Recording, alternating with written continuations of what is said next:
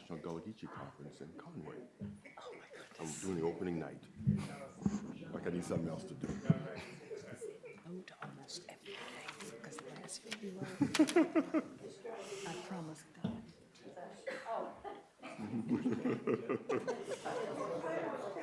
Just taking the dog. It's like, no.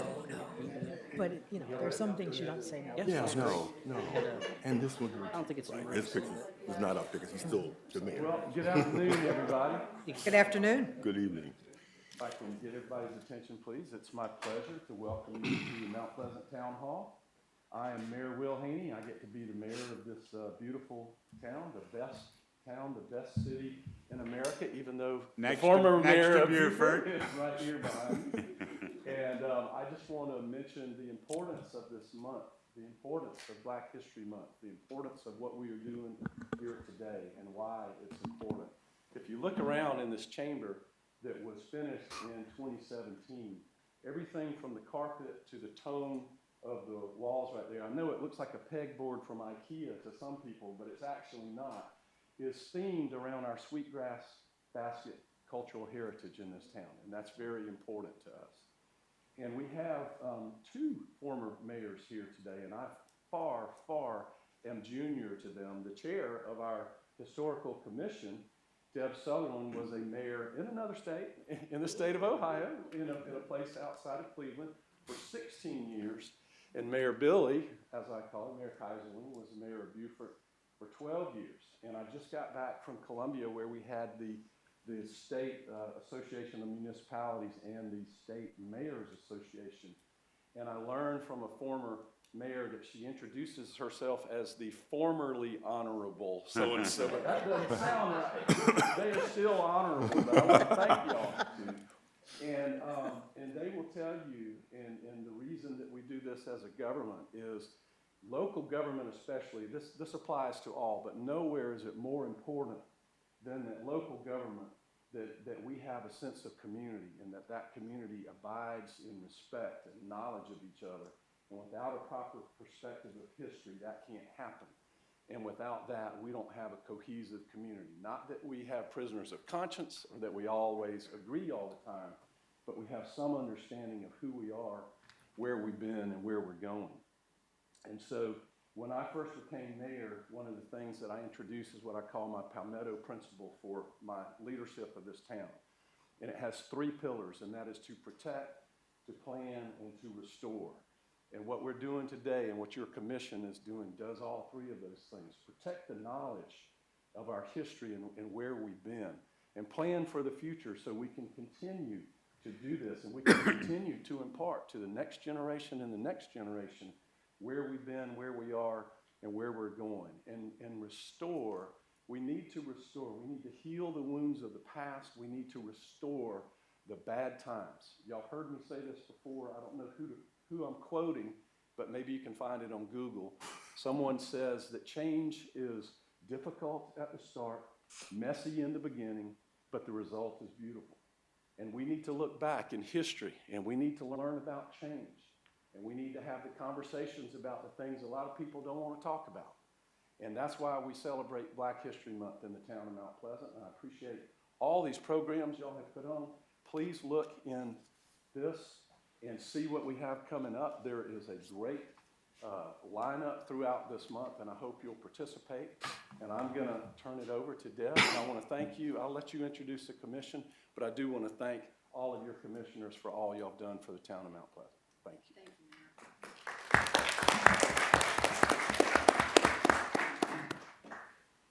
I always appreciate when Mayor Haney has the time to come to something that we're putting on, because I know from experience how busy you are, and really appreciate your very eloquent remarks. As the mayor mentioned, I'm Debbie Sutherland. I'm the chairman of the Historical Commission of Mount Pleasant, and we also have some members here that I'd like to introduce. If you could either stand or give a wave. We've got Pam Gabriel.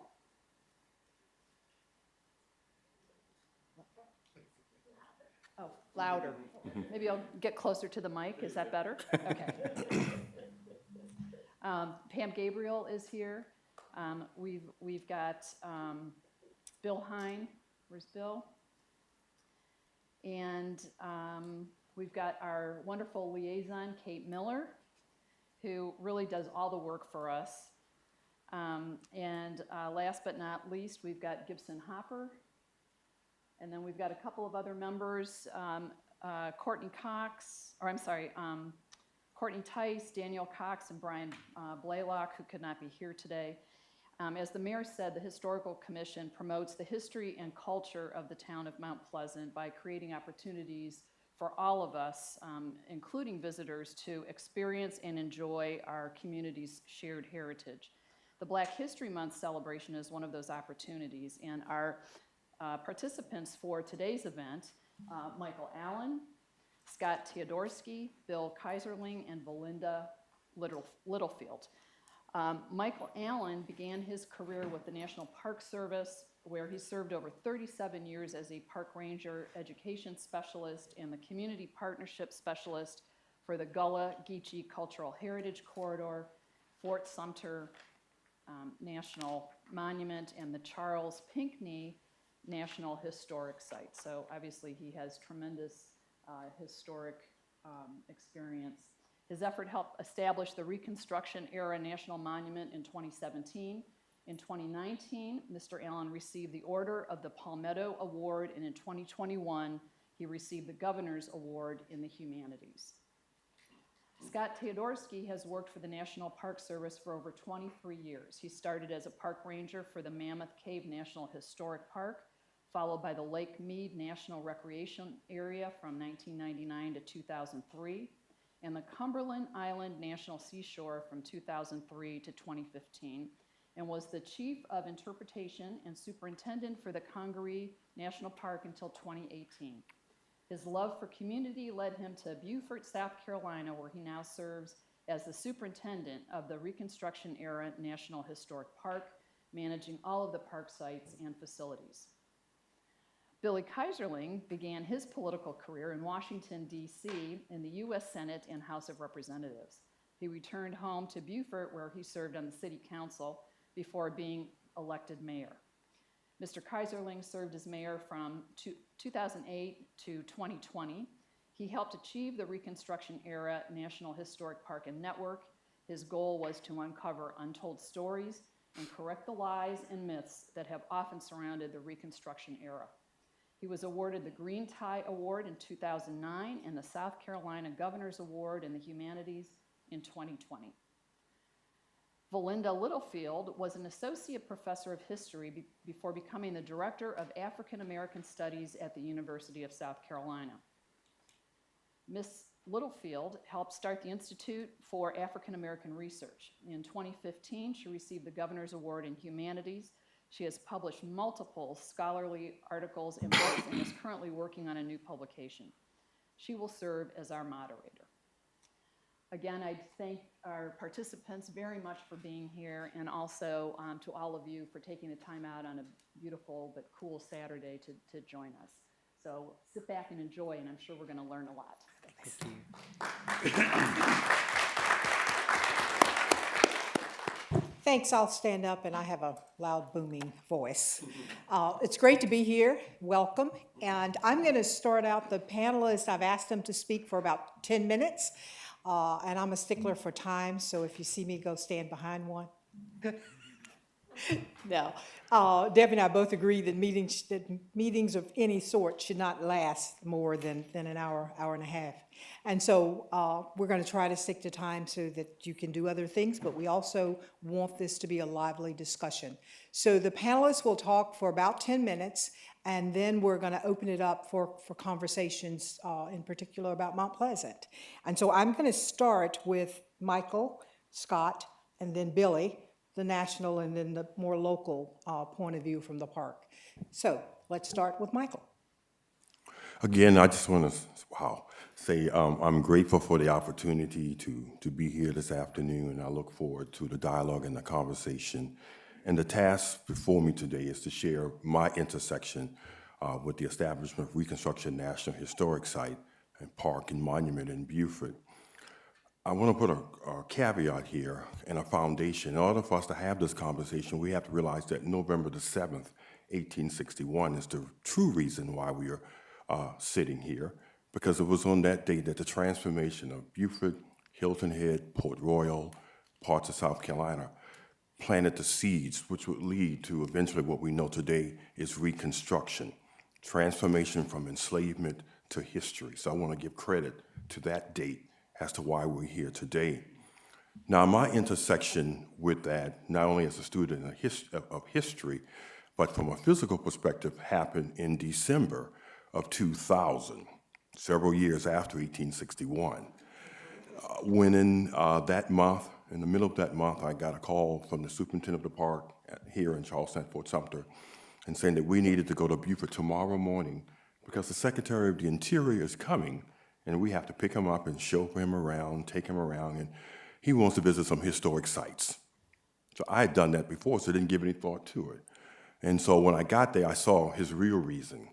What he said to us from the outset is that at this point in time in our Park Service history, we have parks that commemorate a variety of history and historic sites and events and activities, but there are no National Park Service sites in the agency that deals with the era of Reconstruction. And that needed to change. And so, to be honest, after traveling Beaufort for 2 days, that's the charge that he left us. And the last thing he said, well, I'm leaving office because the Clinton administration was coming to an end within 10, 15, 20 days. He said, you all deal with this. So that's the charge that he left. Well, at that point in time, the National Park Service, because that's what the Secretary said, we believed in it. The director said we believed in it.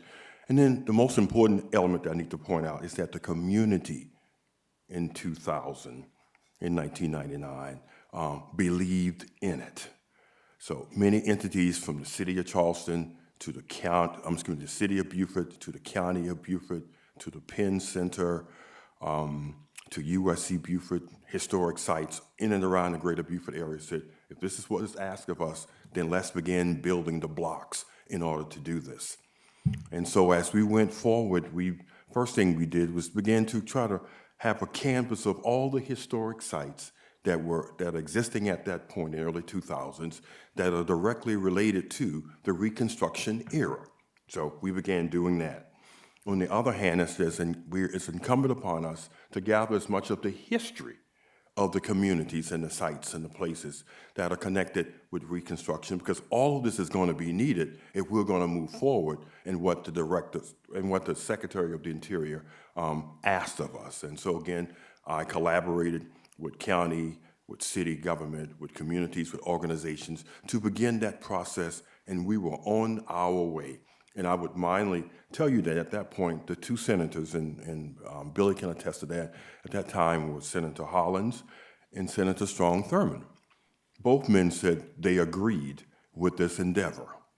We then reached out to the congressman of that community, Congressman Joe Wilson, and he said that he agreed. So if you have at least the agreement of the three principal persons who represent that area, then you should be able to move forward. And that's what we did. However, around 2003, 2004, we began to see some changes in the atmosphere, the landscape. And those changes were actually brought to us by Congressman Joe Wilson. I think through conversations with other good folks, other community folks, sons of the Confederate veterans, people began to ask, why are you doing this? What's the purpose? What's the outcome? What's the history? How is this going to be projected for the American public? And so we as an agency replied to the questions that he asked us we should. Well, unfortunately, those answers were not good enough. So around 2003, 2004, we received correspondence from the congressman's office said that this will not continue. It will cease, at least from the perspective of the Park Service being involved. And so with that, some folks got discouraged, but others said, well, we will still move forward for a bigger, brighter day. And so people still continue to collect data, gain information, work together in a very collaborative way. That brought me back into the fold around 2014 when I got another call saying that, let's look at this again. And can you help us since you were there in December of 1999? And so I was tasked early in this game, if you will, of taking officials from our Atlanta office, from our Washington office, and our historian's office to the very sites that we went to in 1999 because they were still there, whether it was the Oaks Plantation, whether it was Penn Center, whether it was Tabernacle Baptist Church, whether it was Mitchellville, all these component places that played Camp Saxon, that played a fundamental part in why Reconstruction was shaped and birthed in Beaufort. That's where we went. And so as we went through this process, the Park Service said we need to be even more direct in how we move forward once they got guidance from the Secretary in the White House. So around 2015 or so, historians joined together with the Park Service. We began looking at a couple other places just to be sure, but our attention and our focus was always on Beaufort. And so we used that effort, and I was a part of that effort, to now make sure that we were solid, that we had the support of the community. And in this, I and others had some simple conversations with members of the Sons of the Confederate Veterans just to make sure that they were on board this time. The component places that we felt that would be necessary, that could be brought together as a National Park Service site. We then began to work collaboratively with them. They took the initiative on several occasions to make sure that the congressional delegation was in place. They traveled to Washington, D.C. to ensure that the Park Service was in place. And so we were moving forward. Simultaneous to this, there were two other locations that the Park Service was looking at to bring into the fold. Anniston, Alabama, where the bus bombings took place, in Birmingham, Alabama. Unfortunately, for a short period of time, this process turned into a beauty contest between Anniston, between Birmingham, and between Beaufort. And the Park Service kind of had this thought pattern that we may not be able to get one over the line. I mean, only one over the line, not three. So let's look to see who may be the best, the brightest, who can provide us the most pizzazz. And we'll work more diligently with that one. Well, being the person that I am, had an opportunity while I was in the Washington office to speak to some of the leadership about that. And I said, this is not a beauty contest. America needs all three of these locations to become National Park Service sites. And I think it's wrong that we are in effect pitting these other two sites, or other three sites against each other to say who will be the winner. We can do this. So with some changes, with some beliefs, and with more community support, not only in Beaufort, but in the other two locations, we knew that the clock was ticking, because the clock would tick out on January 20th, 2017. And so if this was going to happen, this was going to take place, then it needed to have all the initiative, the energy, and the strength to ensure that this would take place before President Obama left office in 2017. And I think one of the more deciding days, again, was in December of 2016 when Mayor Kaiserly and others in the community brought together the community of Beaufort and the community of South Carolina. And with one voice, folks said, this is the time, this is the place that this flag needed to be planted to develop a National Park Service site that will deal with the truth and the realities of Reconstruction.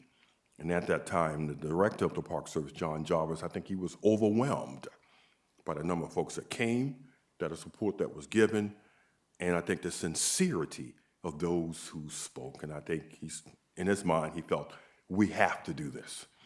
And so between that meeting in early December into early January, all of the wheels and I guess bells and whistles of the U.S. government were employed, put in place. All the legal things that needed to be addressed was being worked out. And probably one of the funniest days in this whole journey, going back even to 1999, is when probably around, and I guess I'm showing you that I work all time of day and night, I got a call by 12:30 from my associate and colleague in our Atlanta office.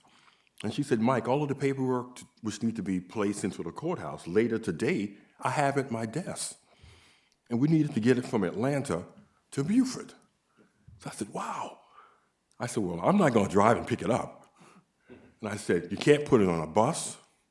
I said, maybe a courier might can do it. All we can do is try. So I immediately hung up the phone, found a 24-hour courier in Atlanta, and I said, if you can pick up something from important documents from my coworker in Atlanta by 6 o'clock, can you have it in Beaufort by, say, 12:30 or 1? He said, sure. I said, how much will this cost? And he said, well, we worked that. I said, well, the U.S. government will pay you wherever it is.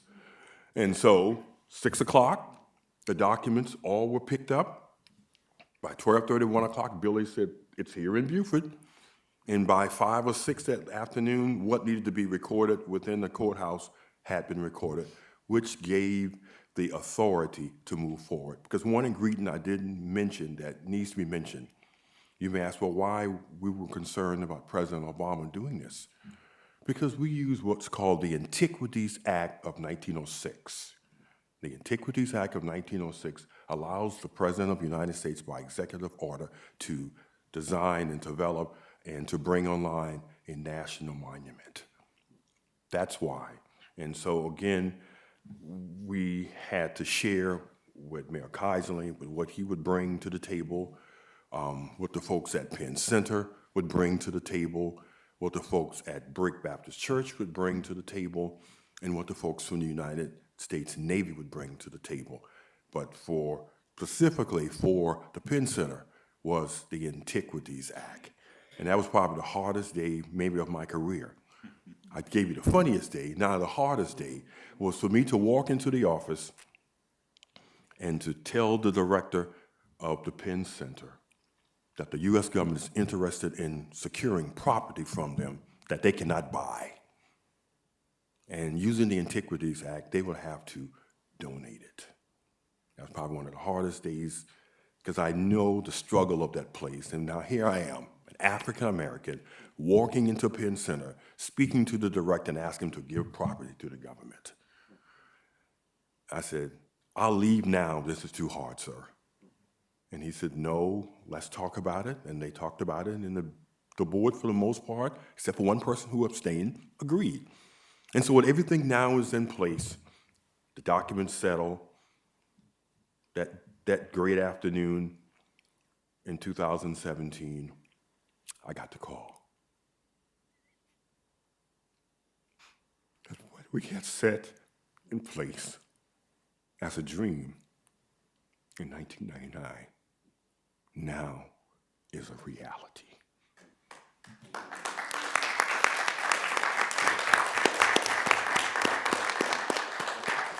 To have a real conversation of what may have been hidden in plain view. An opportunity to recognize an important facet and turn in our American experience, and an opportunity to reach across this country and to have conversations, as the mayor said, that needed to be had. So now when I think about the park, I'm grateful for that opportunity, but it also allows me, when I'm driving in your town, Mount Pleasant, or around Mount Pleasant, whether I'm in the Old Village, whether I'm in Scanlonville, Remley's Point, whether I'm in Snowden, whether I'm in 2 Mile, 4 Mile, 6 Mile, 10 Mile, Phillips, I'm driving in communities that were established in Reconstruction. And so this park not only gives importance to what happened in Beaufort, but it brings recognition to these communities in and around the town of Mount Pleasant. So that's why it's important that we're here today and that the town is a part of this conversation, because part of the fiber of this community in this town are places that were established during Reconstruction.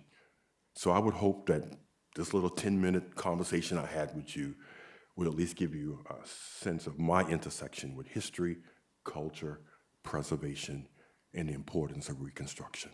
Thank you.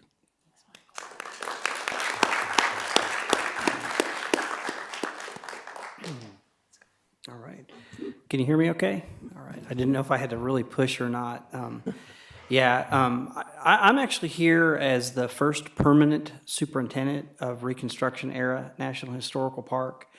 I'm going to be honest with you. I was working at Congaree National Park at the time when this new park came into the system, and you know, in Michael's 10 minutes, he couldn't tell you.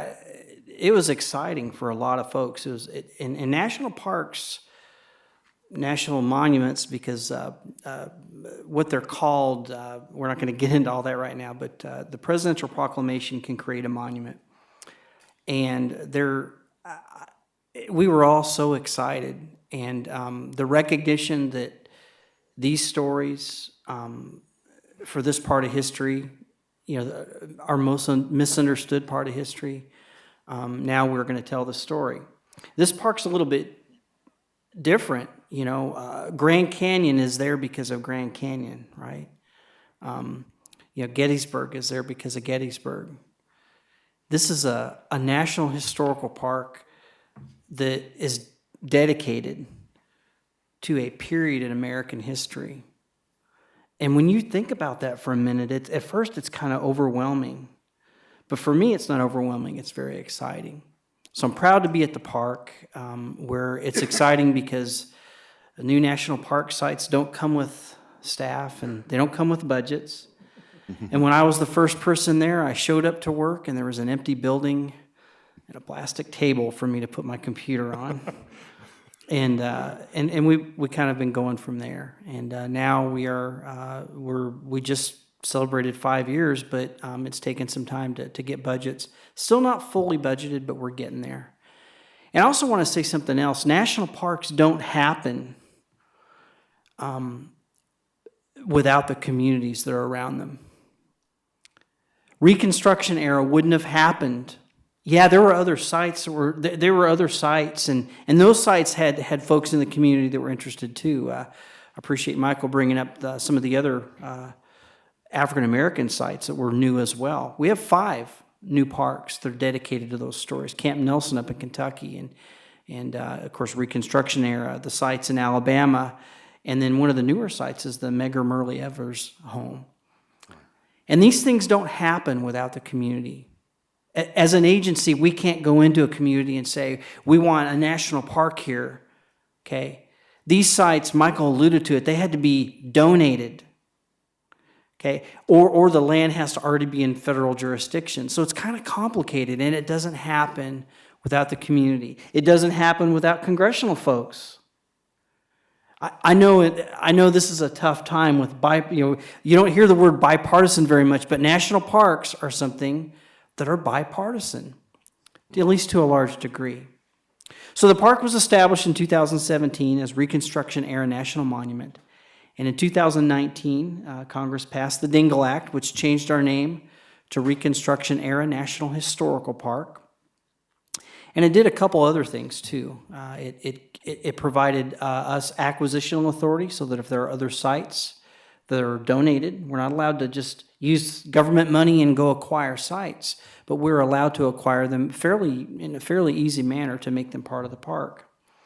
And then the third thing that kind of was established with that legislation was the legislation tasked us with creating a national network, the Reconstruction Era National Historic Network. Now, we all recognize that, I say it like this all the time, what happened in Beaufort as Union forces came in 1861, before the war's even over, right? Reconstruction started in South Carolina, and this makes a perfect place to tell that story, but it's a national story. And I think there was some recognition that how can we ever tell this story if we don't appreciate all these thousands and thousands of sites literally all over the country? Think about all the hundreds of sites just in this community. And so the network, the goal of the network is to provide a platform for these sites to join this cause. This is not just a park. This is not just a place where people can come and visit. This is a place to showcase this part of our history that's so critical.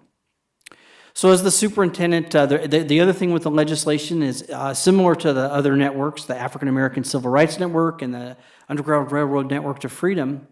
These sites are national in scope, but kind of unique. This network is actually managed at the park level. So it's a program that we manage at the park. Today, we have 74 sites that are part of the network. Many of them are national park sites from across the country. We have state parks that are part of the network. We have private homes. And as the word gets out, we're getting applications, and we will be making announcements here in March with some of the newest sites. And so I would encourage folks to get to learn more about the national park, but also get to learn a little bit more about the network. And more importantly, look at these stories. 30, 40 years ago, you would have been hard-pressed to find really good resource material about Reconstruction. Now, not only was the story not told, but there were efforts, as most of you are aware, to retell the story. And just like I tell some of the staff I work with at our team, if we were at Grand Canyon National Park, we would never talk about that park and that canyon and that place without really, really looking into the science, without understanding the real stories. And sometimes it's really uplifting, sometimes it's not so much. So here at the park, this new park, we strive to not just tell the stories, but to make sure that what we do is rooted in the scholarship. There's PhD candidates doing their work in Reconstruction now. That didn't happen until recently, right? So we're very excited about this opportunity at this new national park. I appreciate the opportunity to be here. I'm not going to take a lot more time, but I am going to say one more thing. I want to go back to community. Just like parks don't happen without communities, parks are part of the communities. And let me tell you one more thing. Parks don't continue. They do not. There is no guarantee the national parks will always just be there. It is the community support that is essential. Parks can go away, but they don't go away, and they don't become established if it's not for the community. So I appreciate the opportunity to be here with you all here in this community. This is a special place. I work a lot with my colleagues at Fort Sumter, and I've worked with Michael back when he was working, and appreciate you all having us here today.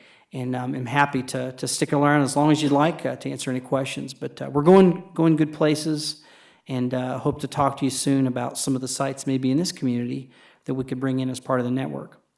Now, before I turn it over to he's always going to be Mayor Billy to me, right? Billy's the perfect person to go next because Billy was there in the beginning. And these things ebb and flow. And for this to happen, it really needed somebody on the ground level, at the community level, to really push. And this is the guy right here. He really, really kept pushing, even when, as Michael said, things sometimes were tough. Billy was pushing. And then to come back to modern day with the second founding of America, now that he's retired, he continues because he believes in it. And we appreciate his friendship and his support. So with that, I will turn it over to Mayor Billy.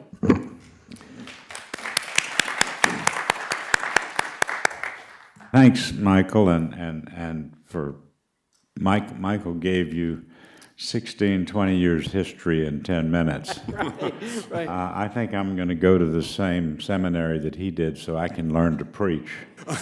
He does such a great job, but it was his life. I mean, it's his legacy. It's his something that one ought to really be proud of in leading that fight. There's things he left out. But we did an hour and a half in Washington, the American Historical Association, and just began to break the surface of how it all comes together. But I think to add to his, we were told there had to be a little separation because under Antiquities, Michael is sort of undercover, if I can put it that way. Yeah. He's a resource, but he cannot, the government cannot be an advocate. It literally has to be driven by community. And I would tell anyone who wanted to do a national park, that might be the way to do it, because you get that upfront community investment. Mm-hmm.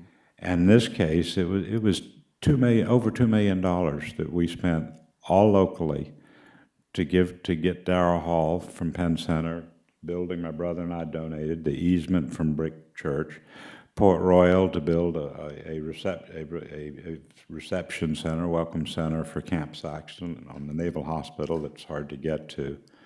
And if anything, the Conservation Lands Foundation, which we may not have heard of, but it's Bruce Babbitt and Dick Moe and a bunch of people who really believe that parks are a way to tell the story of our country. And that was Babbitt's concern when he was secretary, having been a civil rights lawyer.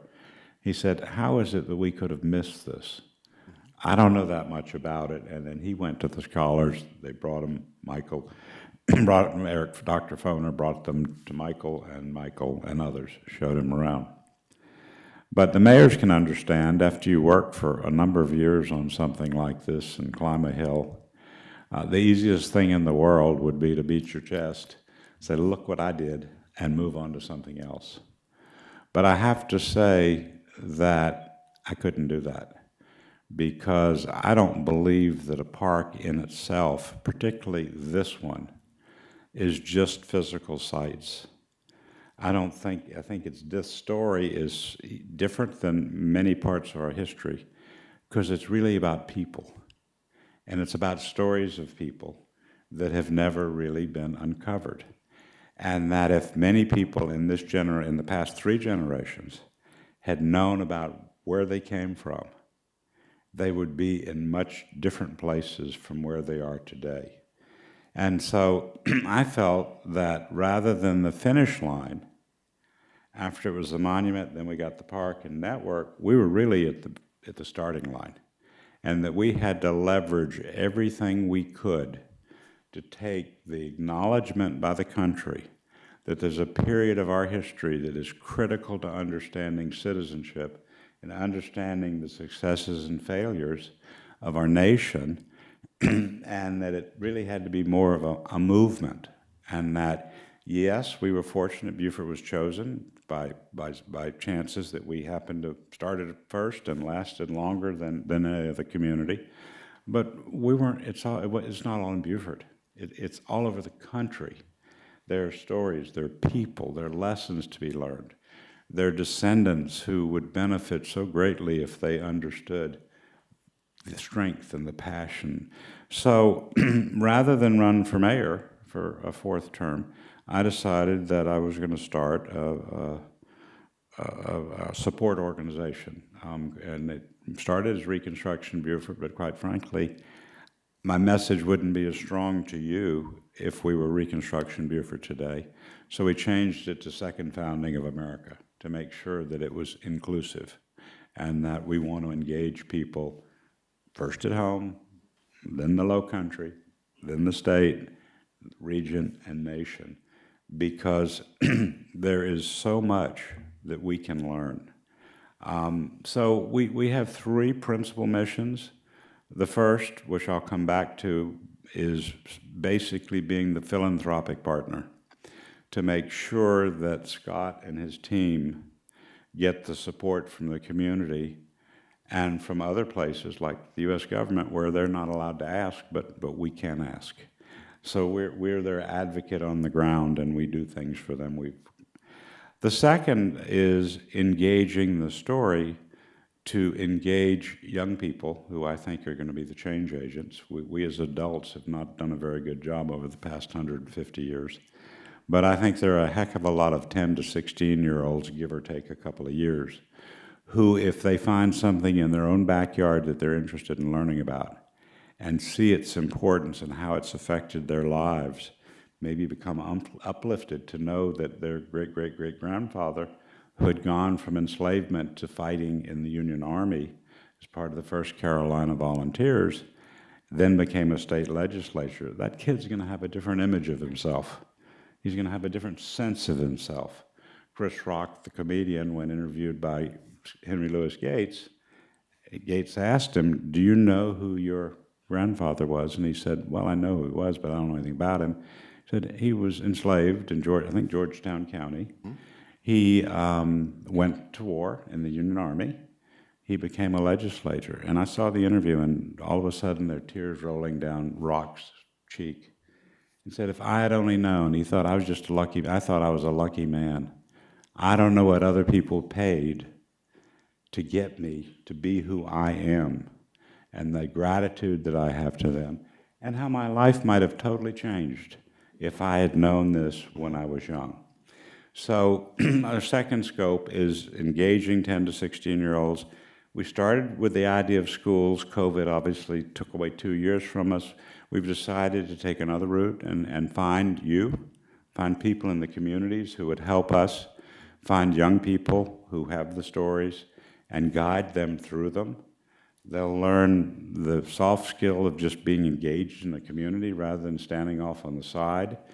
They'll learn the hard skills of research and writing and videography and visual arts so that they can tell the stories. It's one thing for the scholars to tell the stories, but not many people read them except the scholars. So what we need to do, and how many people watch public television? You know, Skip Gates did 4 wonderful hours, but most people on the street don't read that. And if there was ever a time this country ought to be looking at the truth, it's right now. And that was really, Michael, I think, the turning point when the Park Service agreed to go for it, because the head, Michael's boss, big boss, the head said, you know, Billy, I've had my career in the Park Service, never been to a public hearing. This is the only public hearing I've ever been to where people talk about, not about economic development, not about jobs, not about tourism. Universally, everybody there said all we're asking for is the truth, T-R-U-T-H. A woman came with a deed proving that her great-great-grandfather had purchased land. Nobody gave him land. 40 acres and a mule was a field order that Sherman spit out because he didn't know what to do, because he had all these formerly enslaved people following him, and he didn't need that if he was going to fight a war. So he said, give him some land, but it didn't last very long. It didn't happen many places. And then the third part of ours is to basically just promote the concept of learning citizenship through history. So it all ties together around the stories of Reconstruction. As Mayor Haney knows, that I'm quite prolific, shall I say, with my newsletters. Maybe I send too many out, but I'm writing one now, and you know, we're in our first week of Black History Month, and some people say, well, why do we need Black History Month? And I said, it's real simple. If we had American history in its entirety, we wouldn't need Black History Month. And no one would rather have one history, because we are one people, and however, we have been systematically divided. At black, white, look at this, the immigrant pecking order when they came here.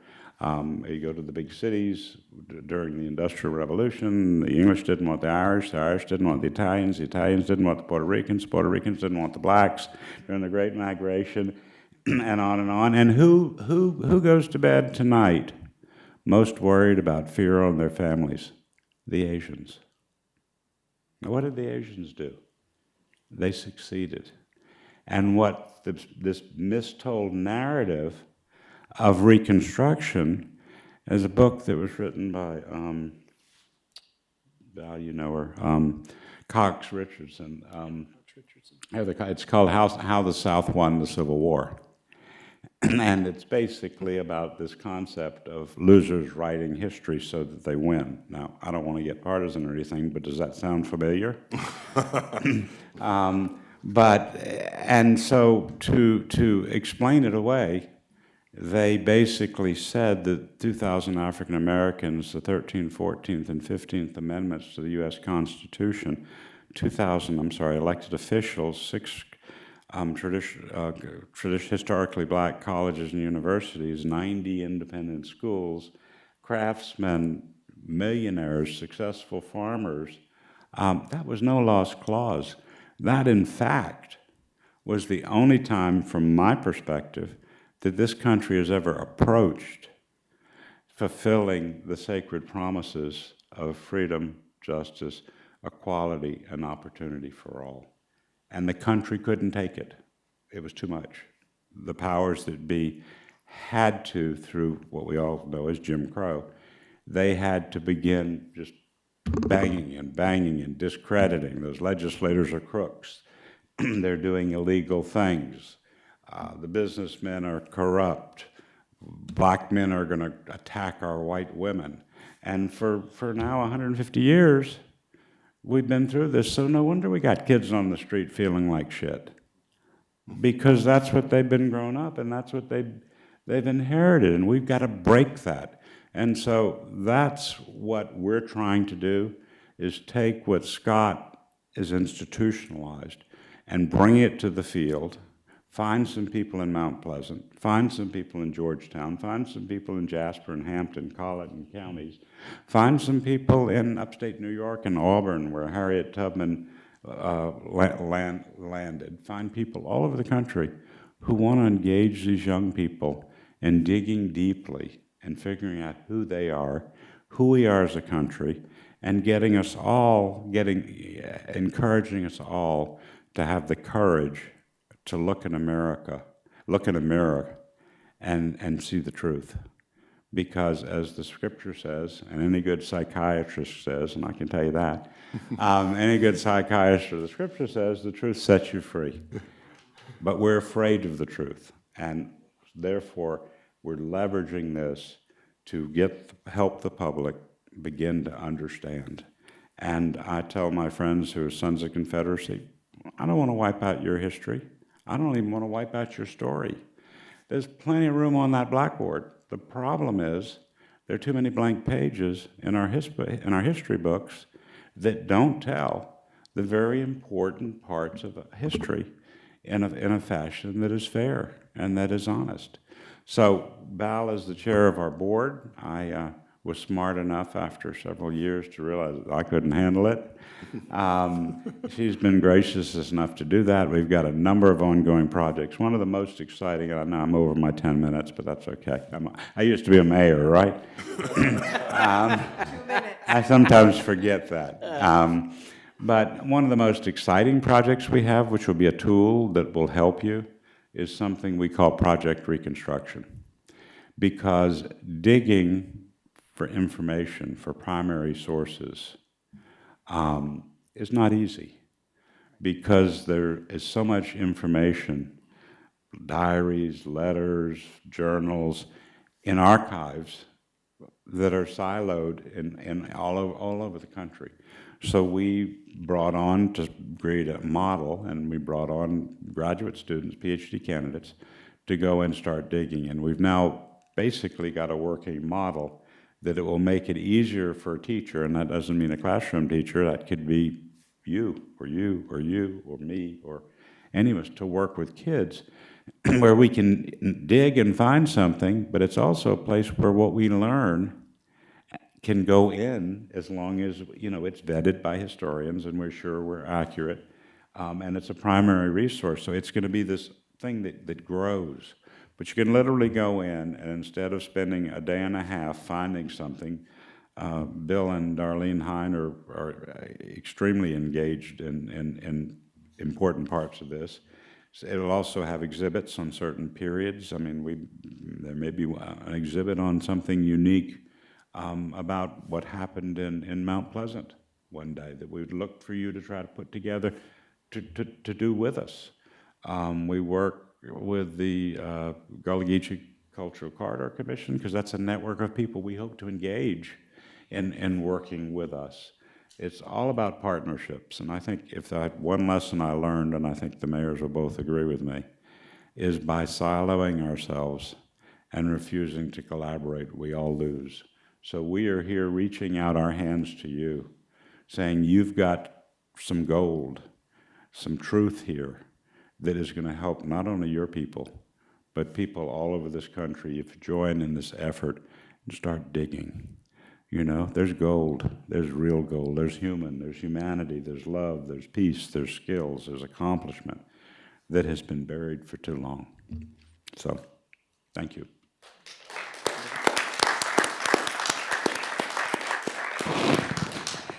This has been a second founding, working with the Park Service, certainly working with Michael and Scott, has just been work. But it's been great, because I do get to work with people like Darlene and Bill and Larry Watson, my other partner, wave your hand. You know, this is a labor of love. We're not getting paid for this, but it's something that needs to get done. Michael is always there when we need him. It's just, you just do what you can do when you can do it. And so I would certainly encourage you to help us. And I would certainly encourage you to start digging in your own backyards. So I'm going to open this up for comments or questions, and then let's hone in on Mount Pleasant. What might Mount Pleasant look like in the midst of all of this as well? Questions, comments, don't be bashful. Just a comment. Yes. I came to Mount Pleasant 56 years ago. And when you came in here on that driveway, Houston Northwest, that was a field. What you call the bypass, that was the Scott Brothers farm. So that's a great change. 56. And 6 years ago, Walter G. Brown Jr. brought the idea of black history to the Mount Pleasant Historical Commission. And that's why we are here today. I live in the old village. When I lost my wife 3 weeks ago. She slipped away from me. But when I married her, we moved to the old village. And that property that I live on right now has been in her family 150 years. Oh, my goodness.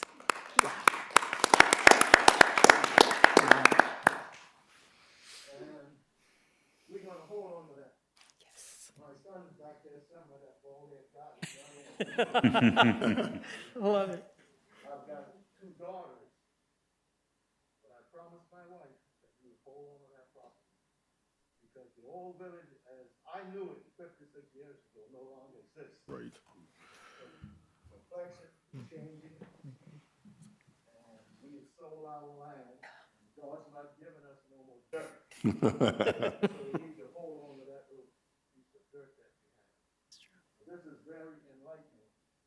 And to go back to Buford, I went to school, Avery High School, Avery Normal High School, that was connected with Buford, South Carolina, by the Quakers. And Avery was the only black classical high school in the state of South Carolina. And we were the first black high school to be accredited by the Southern Association. We are now a part of the College of Charleston, Avery Institute for Afro-American History and Culture, 125 Bull Street. Come visit us. Yes, it's a great place. Could I ask a question back to that? Have you ever written, or has anyone written the history of the old village? Because it's nothing I know. I mean, I think of it as probably the quote fanciest, most gentrified neighborhood in the city of Charleston, or in Mount Pleasant. There is a history of Mount Pleasant, but when it was written during the Jim Crow period. Okay. Yeah. And most of the Afro-Americans are not in that book. Right. Okay. Well, that would be an interesting project in and of itself. If I can also speak to, elaborate with Brother Brown there, in the early 2000s, there was a research project that was begun by Dr. Carrie Gutches, who was working at Clemson University. And one of the goals of that endeavor was to do as you ask. I take no credit, but maybe I had a meeting, some of you all in this building attended, from every African American community east of the Cooper at the Pinckney site. And I said, this is an opportunity to do what had not been done, had been hidden in plain sight. And so she went forward, and I think she collaborated with almost, that's why I systematically mentioned all those communities at the outset, because those are the places that she looked when she did her research. She has since now moved to University of Georgia. If I'm not mistaken, the documents that she did collected from the various communities, it rests with the town of Mount Pleasant. I believe that to be true from what was shared with me. Okay. So there is a foundation, Billy, to what you asked. I think, Mr. Mayor and others, that needs to be completed, and there need to be a forward progress on it. And I do talk to her often. So she asked, where is it? I said, well, next time I see someone of authority, I will ask. So I'm doing it right now. Great. Let me say, I will be speaking to that man after this meeting is over, because I have a seat on the Historical Commission, and we're doing video and audio oral interviews. Great. So, it's not a book, but Yeah. we're trying to capture these stories before this population gets to a point where they can't remember or they really have given up. So, it's not a book, but we need to get it all down like you said. It doesn't have to be a book. I mean, oral history is, Come next. and video, and particularly if you can do video as well, it's suitable as part of an archive Yeah. to tell that story. There's a hand here and then one in the back. I think one of the problems was that the white people of Mount Pleasant lived in the old village of Mount Pleasant. Yes, there were African Americans living kind of on the perimeter of it also, but the majority of African Americans lived in what was known as Christchurch Parish, which was not part of Mount Pleasant. So when somebody was writing about Mount Pleasant, they were not including all the lands where most of the African Americans lived. And I think this is where the story now has to be extended, and this is where these settlement communities have to be part of the Mount Pleasant community, or the Mount Pleasant story, because they weren't before. Yes. I think it would be most interesting to have historical markers in several areas here. The fact that Lang School was an integral part of the history here in this town of Mount Pleasant.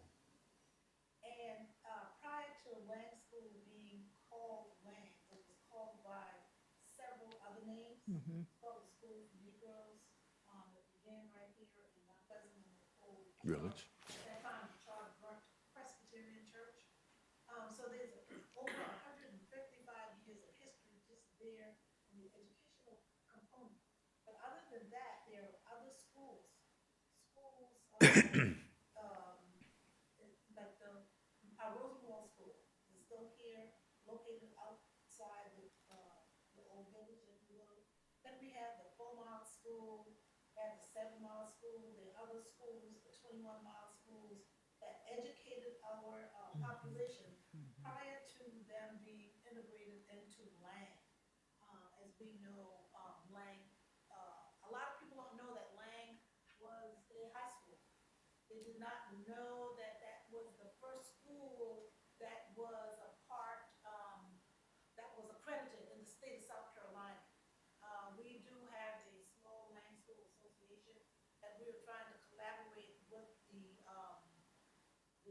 children, the principal and the staff at Lang Middle School currently, to get some of that history, especially when it comes to the educational component.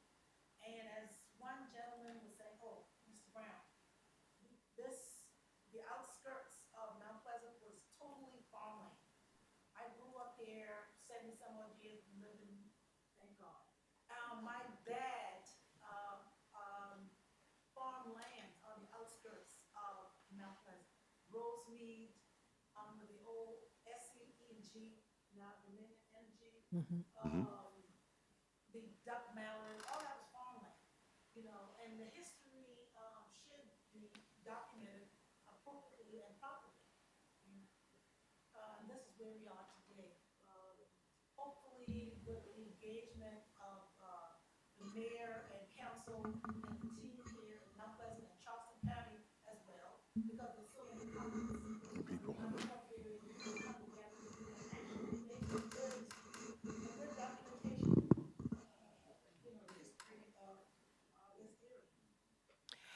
I'll share with you something I did with an NEH Summer Institute on the Great Migration. I was interested in looking at people who migrated out of the South and then back to the South.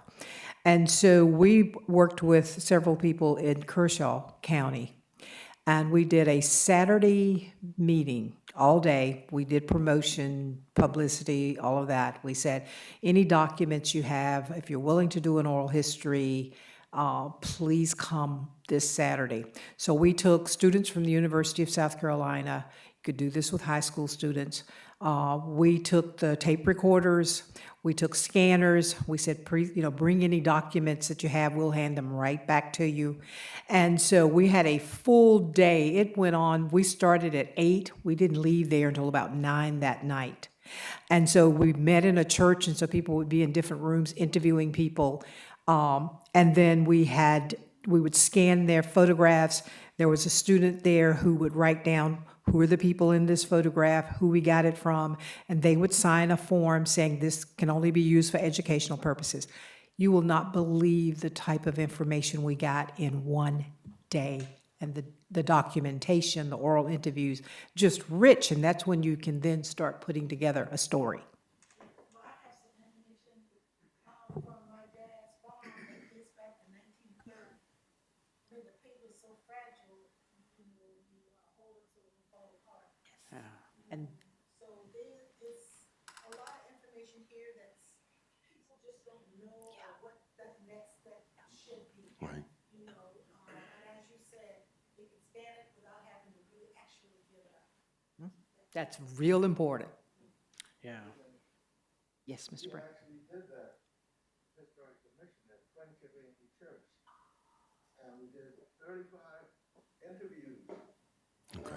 We left those tapes at the Mount Pleasant Library on Masters Bay Road. And they renovated that library. A lot of the tapes disappeared. Oh, wow. But we do have some of those tapes upstairs. So we have a library upstairs. The town of Mount Pleasant has a library on the second floor. I don't know if you know that.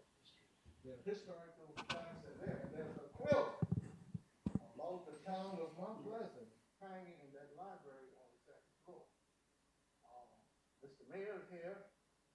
Maybe at some time, in the budget, we can find some dollars so that we can have somebody up there permanently. Yeah. But we have a beginning. Yeah. And it's located in this building. Great. And you don't realize we have a quilt that tells the history of this town. And we did find some of those tapes. Wow.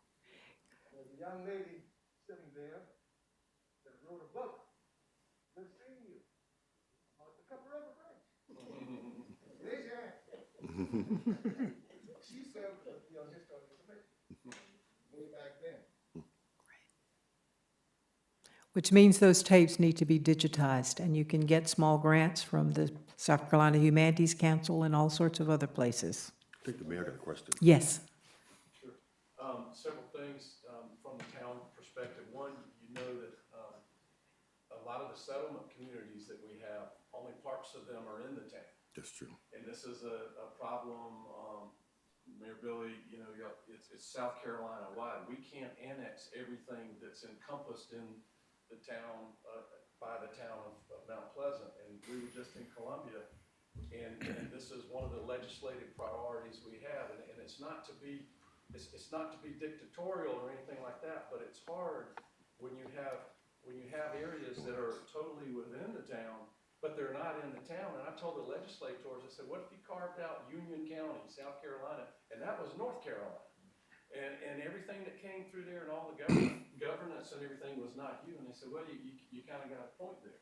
And this is not to try to force people to annex, but it's the fact that the settlement communities, or that some of them, you can't vote in Mount Pleasant, or you got to vote for the county, and it's just very unclear. And what we have fought, and we have several things. We have a sweetgrass overlay district that, you were talking about all the miles, 4 miles, 6 miles, 7 miles, 10 miles, basically in there. And Scanlonville, the history of Scanlonville needs to be, we have, the commission has pushed that out. But I doubt that many people that live in this area know how historic that is. and the land company that was formed, Right. and the celebrities who were traveling the area, who other White's people were Paradise. entertained James by Brown and was enjoyed, there. but they couldn't get a hotel room anywhere but Scanlonville, and that story needs to be told as well. And then looking forward, one of the things that maybe not in my tenure, but at some point, what are we gonna do when further and further generations that inherit the property in the settlement communities, because we've tried to protect them from gentrification and development and all that. But what are we gonna do in the future when people come and say, my family could sell our tract of land for, pick it, $2 million? Yeah, that's a reality. And we don't want you to keep us from changing our family's economic status. Yeah. But yet, because of what we're talking about today and what the settlement communities mean, we have tried to keep these from becoming shopping centers and drugstores. So we need help, not just from a governmental standpoint, but a moral and historical standpoint of what do we do about that in the future? Right. That's a hard one. If I can, I think this is from another conversation I've had. Having the opportunity to help establish the Gullah Geechee Cultural Heritage Quarter with all this good intentions that we started 20 years ago. And this is what I'm going to say in a couple of months at a week in another conference. Where are we now?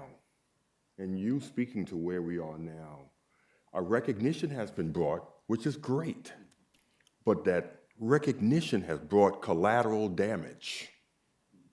And sometimes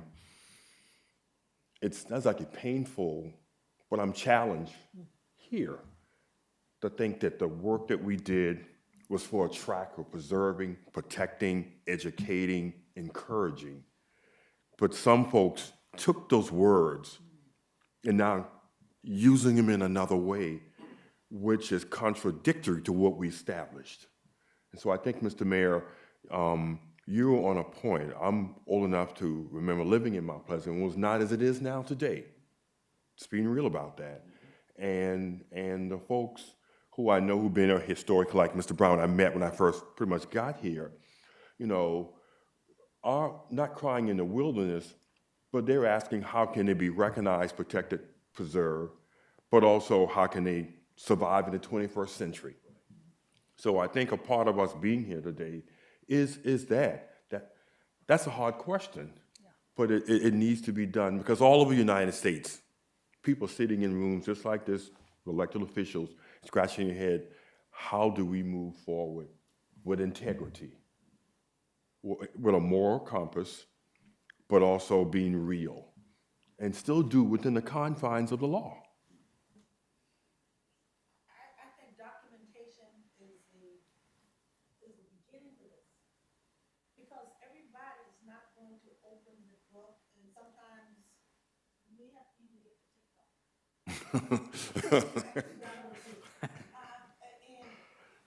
And sometimes with new people coming in, new residents, our new neighbors, they will stop and they will pay attention to a historical marker. They will stop, oh, it's on your phone. This is all okay. I can travel from Mount Pleasant to the 10-mile north and find the historical information that I need just by driving along the highways.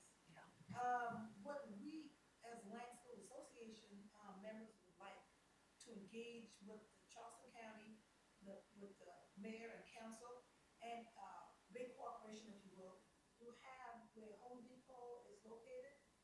We had a pretty good dialogue going on prior to the pandemic.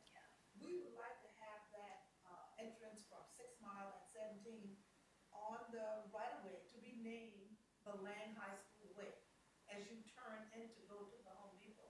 It gives, as you said, some great information because there's a historical marker there. Yeah, it is. You know, there is a memoriam for the veterans who went to Lang School there. Lang School was one of the first schools here in the state to actually admit veterans to get their high school education back in 1954, 55, when that school went there. So that's all the part of history to be encompasses, you know, everyone here in the Mount Pleasant area, if you will. You know?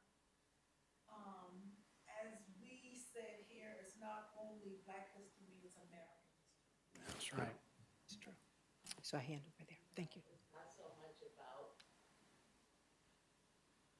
what Mayor Haley said, what Mr. Brown said, what Mike Wellen said. We need to preserve the land, because so many times we're being misplaced and bought out. So when is the growth gonna stop? You know, preserve our heritage. Because when someone dies, you can just get the land for a little or nothing, and the whole lineage has missed out. You know? So, I'm speaking personal about that. Yeah, generational. Yeah. Because, you know, I just want to know how to preserve our land so that we won't have to not live in Mount Pleasant anymore.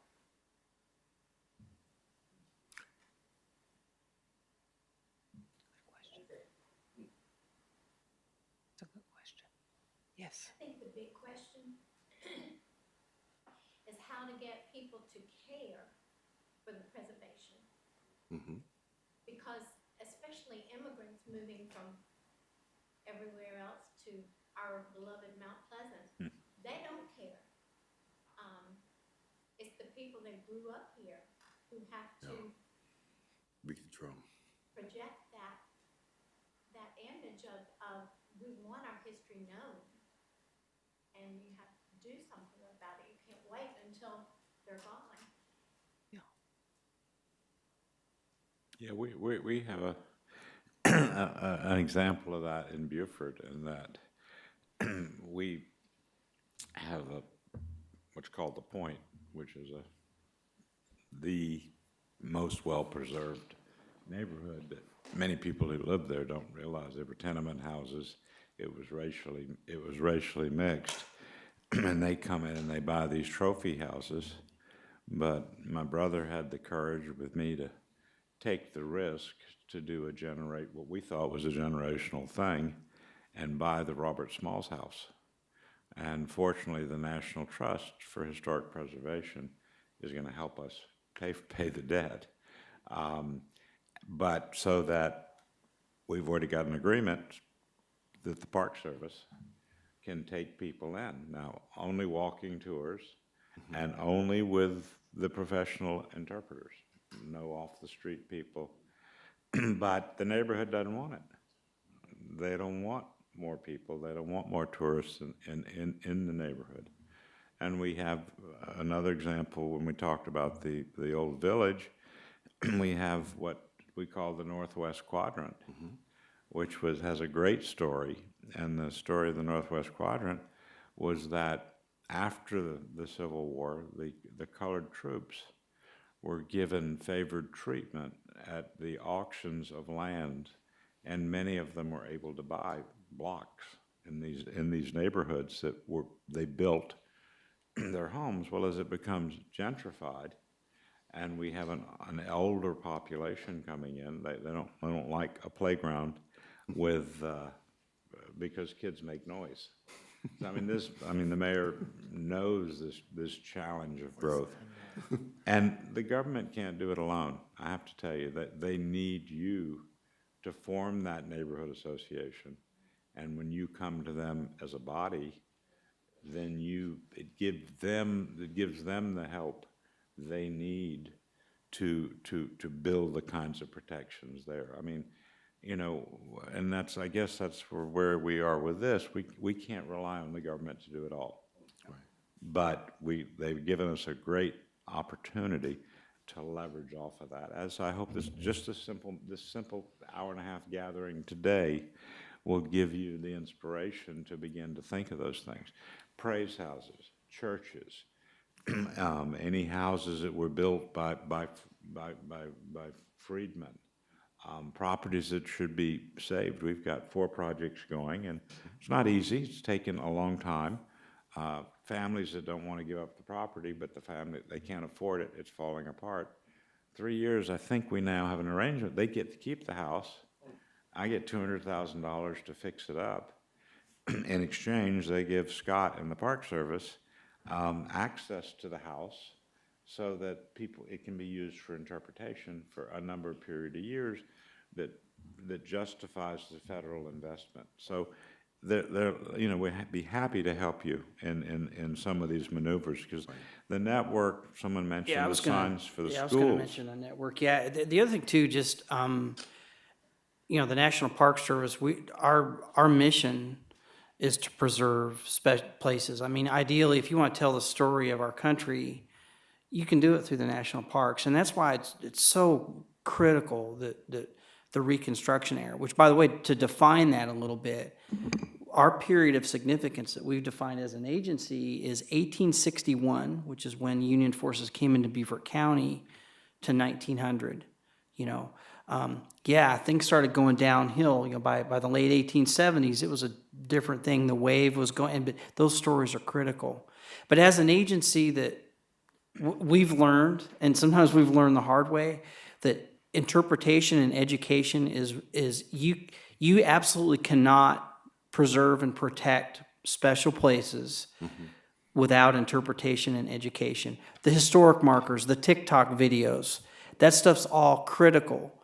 And the problem with, especially up and down the coast here, South Carolina, Georgia, these places, the historical integrity is not there because in some places they're gone. So the first step is to really, really get it on people's radar that these places, this is the story of this place. And the network that we've created, that was kind of the intent of the network. We have sites, for example, there's a site, a private site in Orangeburg County that's in the network, and we're working with them. And I'm actually working with our folks in Washington to provide opportunities for the network sites to look at some of the grant opportunities that are managed by the National Park Service. So if there are sites, and it doesn't have to be a building, if something really special related to the Reconstruction area happened there, especially if it's, and by the way, Mr. Brown, I'm really sorry, I just can't imagine, and I'll be thinking of you and your family, but we remember the people we love, and we want people to remember these stories, and when you love something, you take care of it. So if there are sites, reach out to me. I have, on the staff, I have 5 staff that are dedicated. That's how important the network is. They're dedicated to, and a historian who's part of his job is to help these sites. So if there's criteria are pretty easy, by the way. Have to fit in the time period, 1861 to 1900. Criteria number 2 is if you're designated through the National Historical Landmark Program.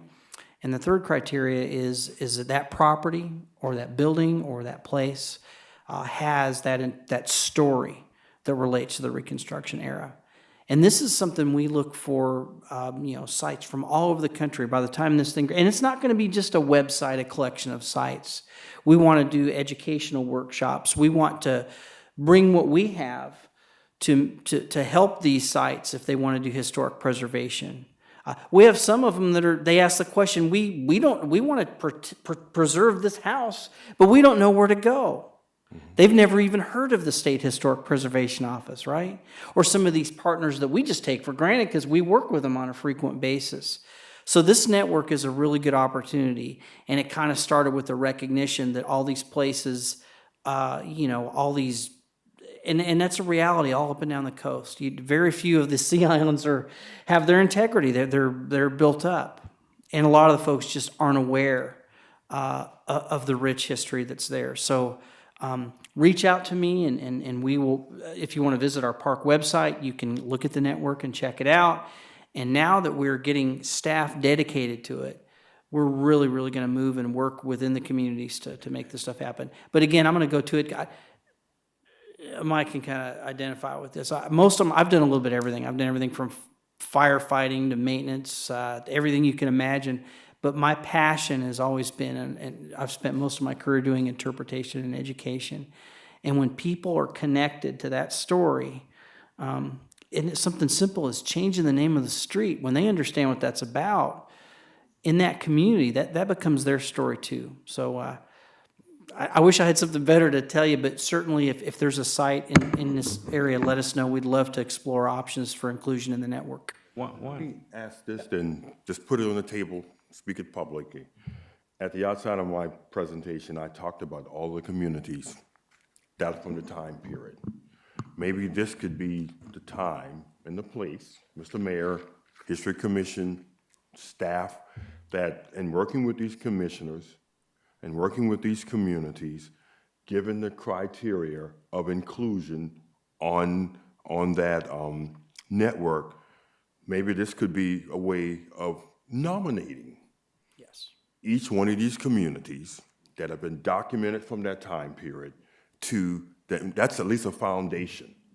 And out of that foundation, the other things that you mentioned, that you and your staff have the capacity, could come to forth. And I don't know how you all work this out. I'm retired now, okay?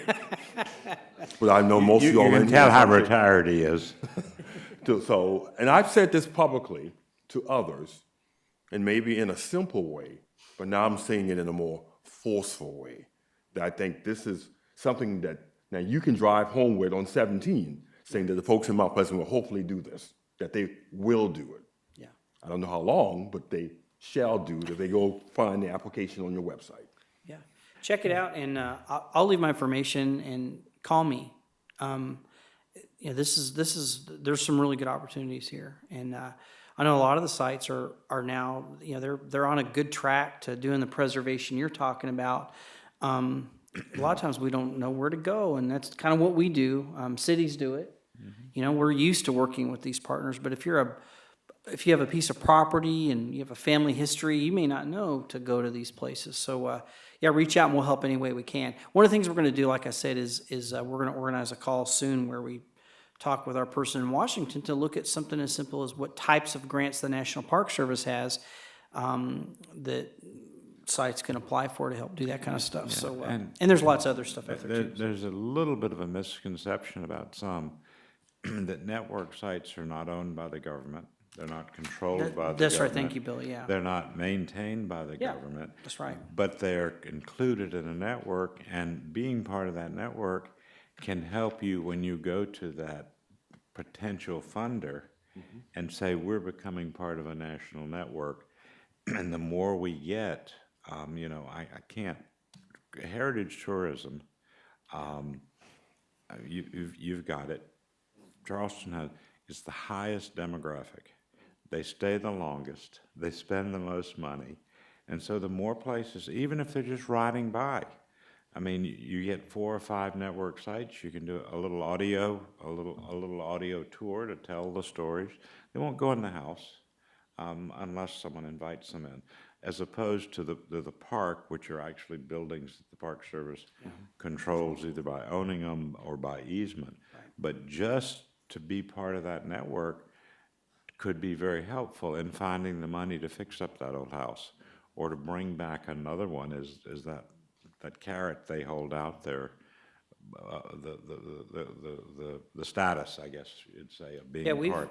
We have staff that could even help, like our historian, for example, has helped kind of verify and validate some of the history that's associated with sites. Like if you wanted to get a historic marker, that way you could put a good package together to get that done. So, it's our way. I envision the network, and I'm committed to making sure the network is not just a collection of sites on a website, which is valuable. If somebody comes to, let's say they're in, whatever state it is, somewhere out west in Texas, they can look it up and oh wow, there's a site related to the Reconstruction era, and it's a really good way to showcase these stories. And again, a lot of it all goes back to connecting people to these stories. So, yeah. I mean, and there is a value to it because very much so. This past 3 summers when we've been doing everything virtual, we partner with a group called Facing History and Ourselves, which is one of the premier training institutions for teachers on how to teach these sensitive subjects. The Holocaust being where they started, but they realized the next thing in line was the issue of race, equity, inclusion, and Reconstruction was their anchor for that. But his Rangers actually took 150 or so people each summer on a virtual tour of the park for the seminar so that they could get the feel. I mean, we bought the house to feel, you walk in that house, you're going to feel differently about a name you just heard. Well, in this case, those images or those videos or oral histories are ways to, it's a very personal thing. As I say, Reconstruction is so much about, it's a story about people. It is. And how people treat each other today. And it certainly, we see it recycling. And having dug into this, I just think that the only way we're going to dig ourselves out of this hole is to understand how we got into the hole, right, and have the courage to face the truth and say, okay, we're better than this. This is not why we're here. We were not brought here to fight each other. We were brought here to create a civil society. Yeah, and I think the key is I think, when you look at it, it's not threatening when you understand that during Reconstruction, what does freedom mean? When you've been enslaved and now you're free, what did that mean? What did they want? Freedom to my nephew is to have the newest version of the iPhone, right? But back then, freedom was things like, I want land, right? I want my kids to be able to have an education. I want my kids, the next generation, to have a shot. And how many of us that have kids in our lives don't want that, right? And so I think sometimes in this environment, especially now, everything's so toxic, and when you kind of drill it down and you start to learn, we're all human, and we call them universal. There's some things that are universal with all of us. Everybody knows what it's like to be afraid, or to be hungry, or to be sad, to miss somebody, right? And making people aware of these stories allows us to kind of bring the human quality to them. And that's what we try to do at the national park. People don't take care of things unless they love them, right? And so and we learn that lesson. And in the national parks, a huge chunk of our budget. Yeah, in some parks, we have rangers that patrol and make sure you don't take something or whatever. But the key is educating people to connect them to those stories. So that's something that we're happy. We're proud to be able to be part of that. I'm excited about the network because it's beyond just managing the sites that we manage. It's really working with these communities. And you notice that I mention communities when I talk because it's so important. So anyways. And I just want to say, just for me, and for closing, education and awareness is so important. It is.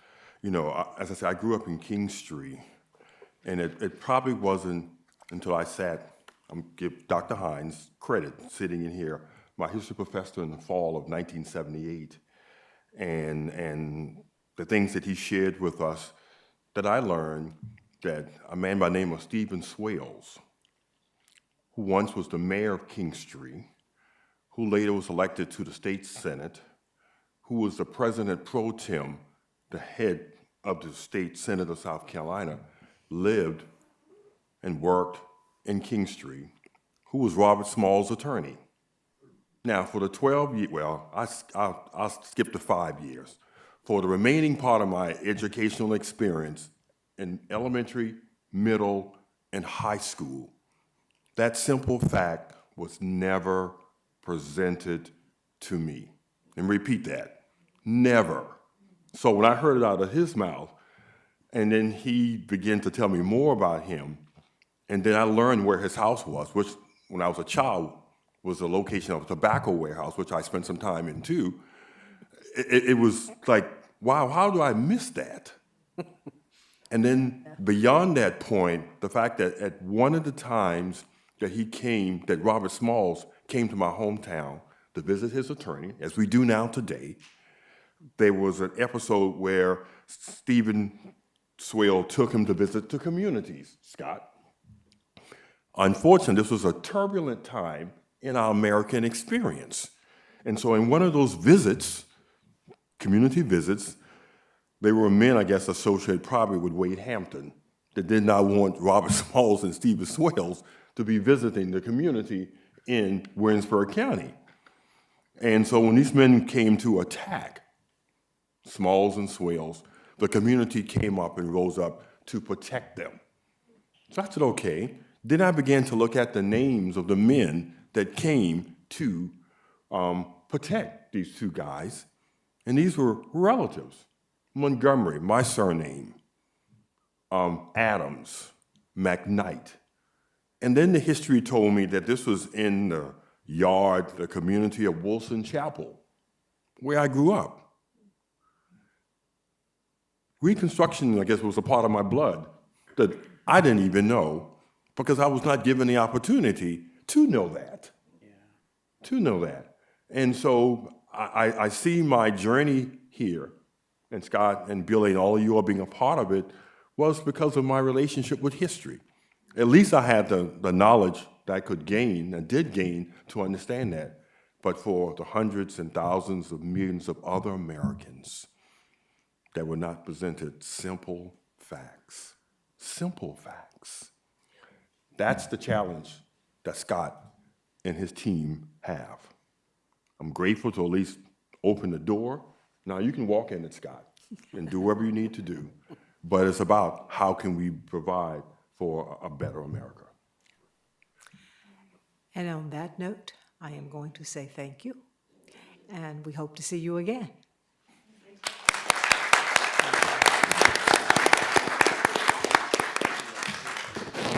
Nothing else needed to be said. No, yes, ma'am.